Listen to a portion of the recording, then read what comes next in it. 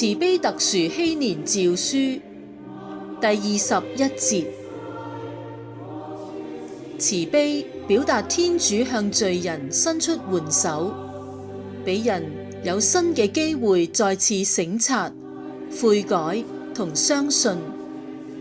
歐瑟亞先知嘅經驗可以幫助我哋睇到慈悲點樣超越正義。先知生活喺猶太人歷史中最動盪嘅年代，國家面臨崩潰，百姓對盟約不忠，佢哋離棄天主，失去咗祖先嘅信仰。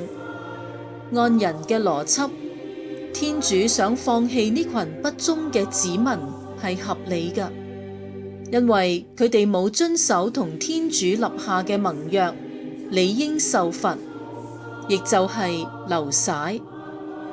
但先知喺呼求正義嘅祈禱之後，斷然改變咗佢嘅口吻，而顯露天主嘅真面容。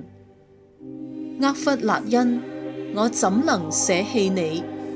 以色列，我怎能拋掉你？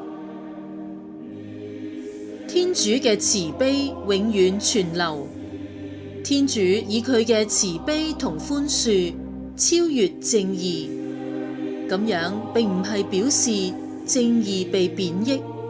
相反，任何人犯錯都必須付上代價。當人悔改，就開始感受到天主嘅憐憫同慈悲。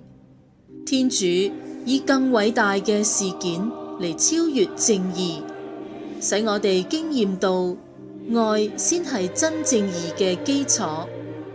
聖保祿斥責佢同代猶太人嘅話，以免我哋犯上同樣嘅錯誤，因為他們不認識由天主而來的正義，企圖建立自己的正義，而不順從天主的正義。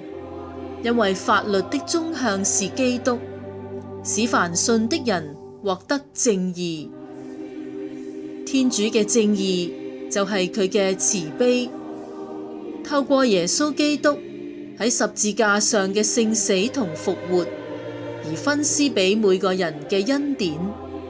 藉着十字架，基督給予我哋愛情同新生嘅確證。生活反省，天主經常俾我哋機會去悔改同更新。我哋有冇向身邊嘅朋友彰顯天主呢份憐憫同慈悲呢？